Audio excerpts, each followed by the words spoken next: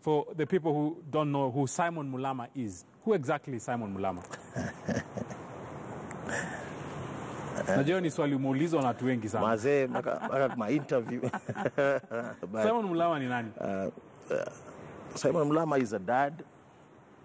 He's a father. He's a son. He's a brother. Sometimes you can see him as a guy next door. He's also a coach.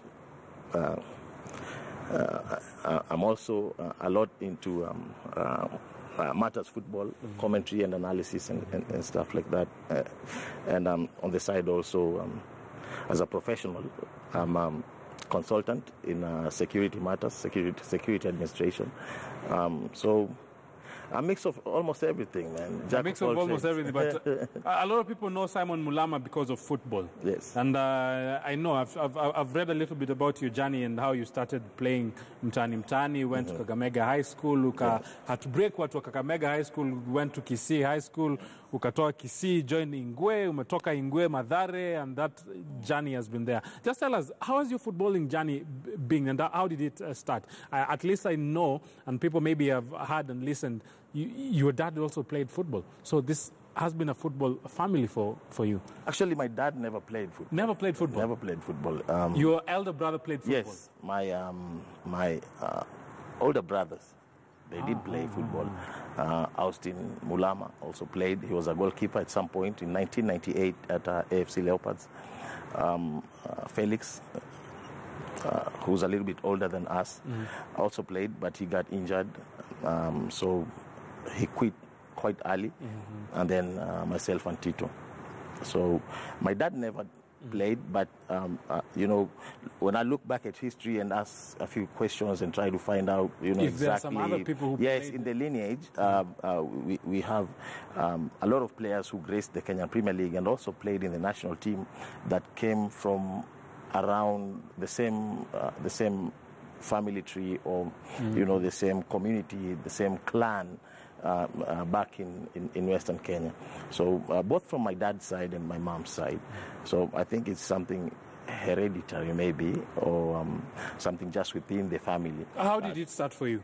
For me, as far back as I can remember, I think just kicking the ball around in the neighborhood and in the backyard with my brothers, because we are 4 brothers, so you can easily play 2 against 2 or 1 against 1, and enjoy. So just kicking the ball around until at a certain age where we started playing more organized football back in the neighborhood, and then a team was formed, and we started participating in friendlies, and then eventually the Maisa League in 1987. Maisa League was started, Mathare Youth Sports Association was started, and we joined that league at a very early age, and then progressed from there.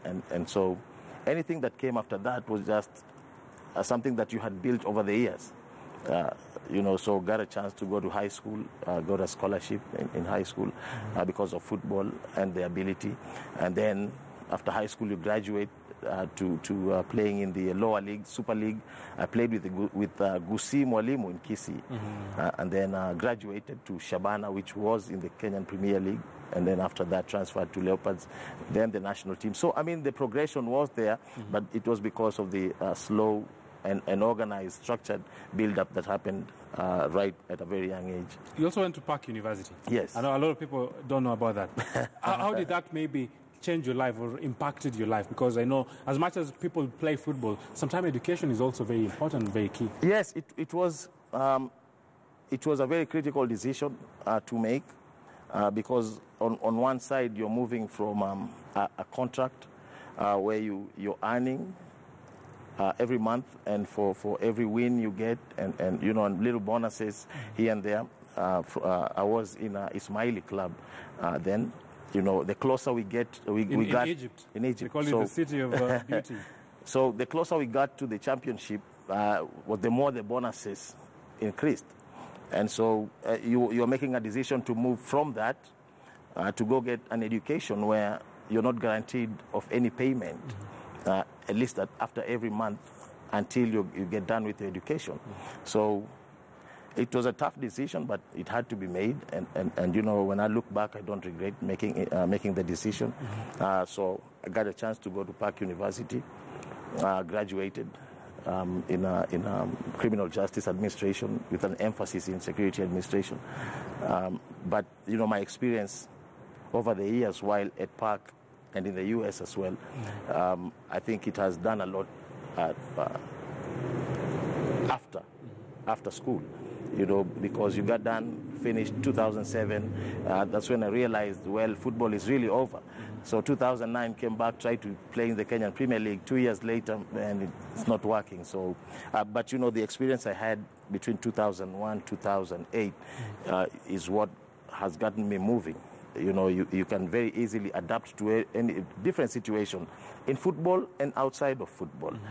So it was a good combination. It was a good decision. It's a decision that I would applaud anyone else who makes it after myself. Do you think that also for your brother it was that easy? Because I remember for your brother, he hung his boots in 2013, did some wonders in the national team. 2011, remember him during different cups all together.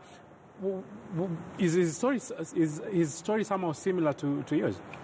A little bit, to some extent, to a large extent, yes. But then towards the end, you know, we had to divert and everyone take their different paths, and he decided to go the football way, and it's football only, while I tried to mix it up with some advanced education.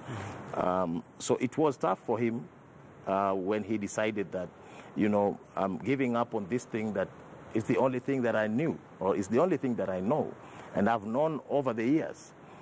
Until 2013, you know, active football, I quit playing active football actually in 2002. But he picked on 11 years later, that's when he says, I think I'm done with this. So I think it was a little bit tougher for him, because making that transition from being an active player to the world outside of football, where this routine of every day you wake up, you go to training, come back, go to the gym, and you're preparing and being evaluated on the field every day, and then you have a match over the weekend, you rest, start training again. And repeat the same routine. The same routine over and over, it's over. So tomorrow when you wake up, you have the whole day for yourself. You go out, come back, you still have about 20 hours or maybe 8 hours. So walk around a little bit, come back, you have 5 more hours. So and sometimes that one always acts very negatively for people who don't plan their life. Oh yeah, it does impact very negatively. So it was a bigger challenge for him, but I'm happy that he had the courage to pursue, to do that. And now the transition, though, has not been so smooth, but now he's sailing and navigating through it quite easily. In 2011, actually, Titus Mulama, that's the brother, was a very, very integral part for the national side. Actually, it was just after his birthday, he had to go to the national team, and he had shaved his dreadlocks just a day before going to the national team. And a lot of people were asking, why did you do this? This is a filed report for 2011 and how impactful he was for the national team. It's a clean-shaven Titus Mulama that Harambee Stars players will be relying on for experience as they seek to down Sudan on Saturday in the search of a quarter-finals berth in the Sekafa Senior Challenge Cup. Mulama is the most experienced player in the squad and the only surviving member of the team that won the regional title in 2002, the last time Kenya triumphed. That means Tito, as he is fondly known, carries the huge responsibility of providing the leadership and winning mentality in the team. No, it's just morale and little things that maybe an experienced player can give to the young lads. We're working together and sharing. His partnership with the industrious Jamal Mohammed in midfield still holds the key to unlocking the trophy cabinet that will satisfy hungry fans in Kenya, as he will be relied upon to supply most of the needed balls to the strikers. But the Sofapaka midfielder, who believes Kenya has a good squad, says he will have to work as a unit, having been awakened by the opening defeat to Malawi. Of course, it will be a good feeling with a new team. Of course, it's always a new experience, but it's a good feeling. And just what inspired him to shave his famous dreadlocks.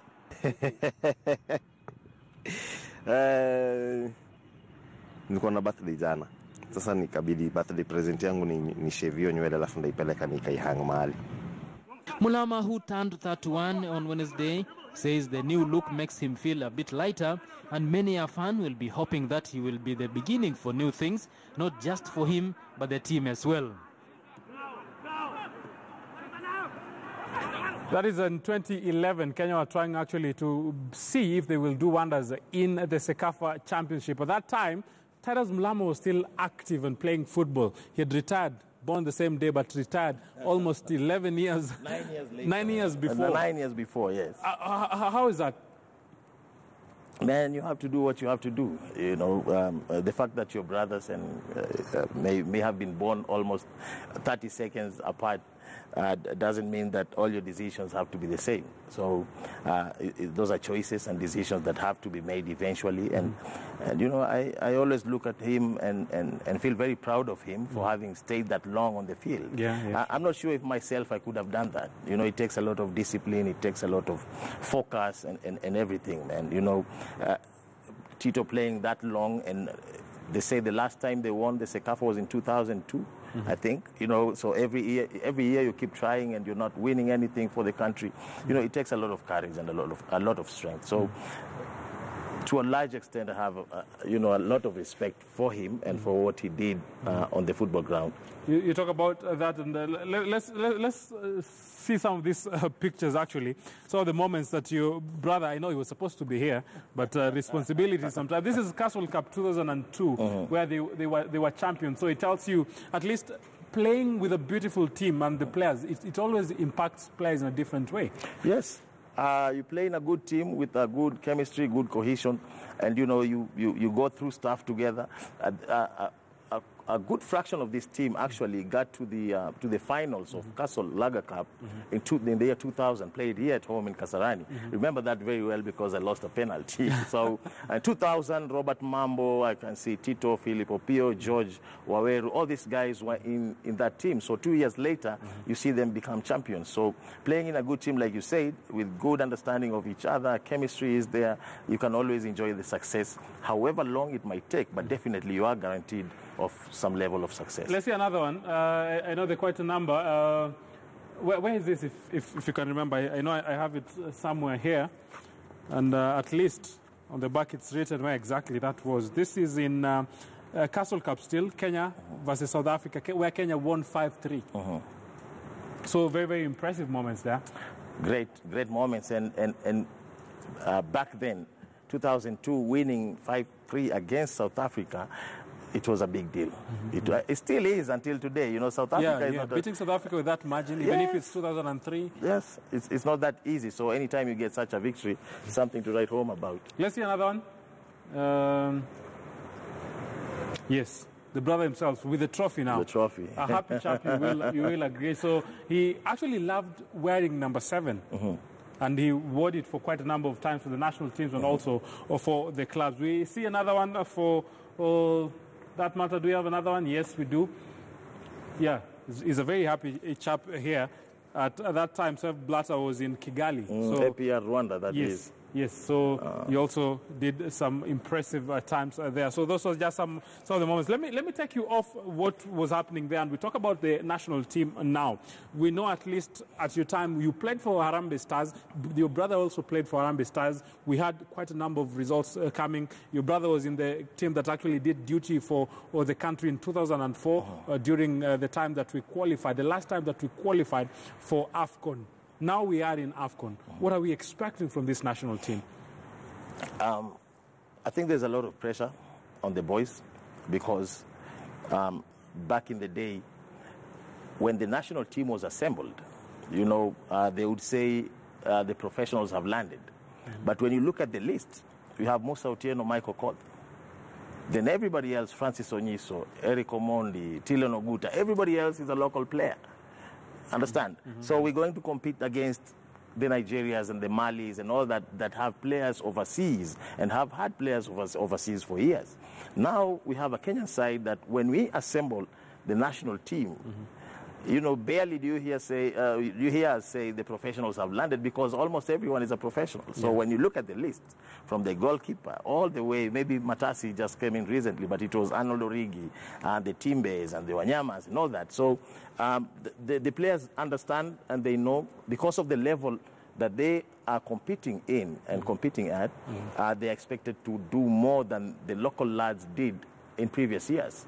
You know, we had 88, 90, 92, where we had the Ocholas and the Duo. All those guys were playing local football. Now these guys are playing professional, you know, earning so much money. The Olungas and the Eric Johannas. So the pressure is on the players, definitely. They should be relaxed, yes, but at the back of their mind, they know they have a huge statement to make, considering that they are playing at a bigger level that their predecessors did. Is it a pressure that they will be able to handle? I think it is. I think it is. It's good pressure for a player to have. You know, without pressure, I don't think, even in life itself, without pressure, I don't think you can make a lot of strides. So it is good pressure for the players. I think they have the self-belief. When I saw us play against Ghana and I saw us play against Ethiopia twice, you can see the self-belief in majority of the players. So I think they have what it takes to pull some good results beyond what we saw in 2004.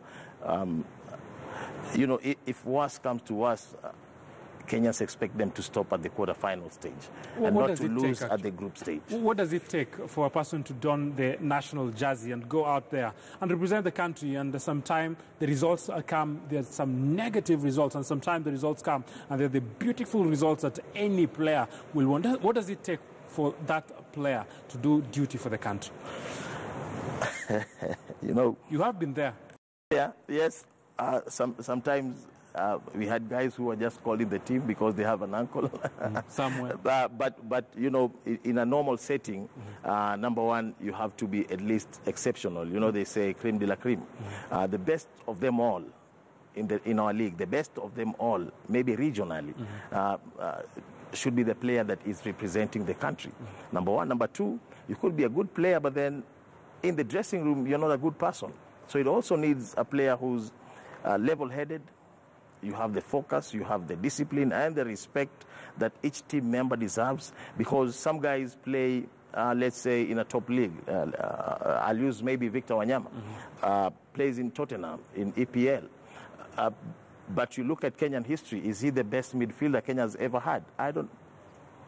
So if you can have that respect that I do play here, even though we have players that don't play at that level, but they still deserve the respect because they're equally good. You know, it needs a lot of that. Confidence, definitely. You know when to calm your nerves and relax and play, but still give a good result. So, man, it's a lot of work. You know, it's not easy, as you can see. There's a lot of responsibilities from this guy, Yes. Victor Wanyama, because he is the captain of the team. He has done a lot. And a lot of people are looking at Victor Wanyama and saying, this is the guy that we need to follow. Now, others will argue we've had big names, big midfielders in the country. But at the moment, everybody says, I want to be at that level. How does it even feel for a player like this to be in the national team, and everybody else in that national team is saying, oh, I want to achieve what Victor has been able to achieve? For him, it's pressure, because you have to maintain the standards of discipline, you know, and your performance, what you're giving in the team, day in, day out, in the training field and during the matches. You know, being at that level, you're not expected to have a bad day, because when you have a bad day, then the team dips. So there are those standards that everyone has set, and you have set for yourself, because you know clearly. It shows when you're in the camp, you can tell. You know, it's not that guys come bowing down to you, but you can see how guys interact with you, how guys respond to your advices, and maybe when you request something from them. It comes. I think it just comes with the territory. So being at that level, everyone will be looking at you, and you know you can feel it. To the other players, having Victor around, I think it's great motivation. And you see this guy, if I look back 5 years ago or 10 years ago, he was in country bus team, and then sometimes at City Stars, JMJ. So it's taken him some time, and this is who he is now. I think I can do the same. And now we're on the same field. We share the same table in camp when we're dining or having lunch. Maybe he's my roommate in camp. It's great motivation and inspiration for everyone else. They call him a lion of Muthurwa. Literally, if you take that in black and white, we have a number of talent, and maybe not all that talent always gets an opportunity, maybe even to feature for the national team. Do you think that a lot needs to be done maybe to bring more of this talent to the fry? Definitely. And it, we cannot get a player from the neighborhood and push him up to the national team.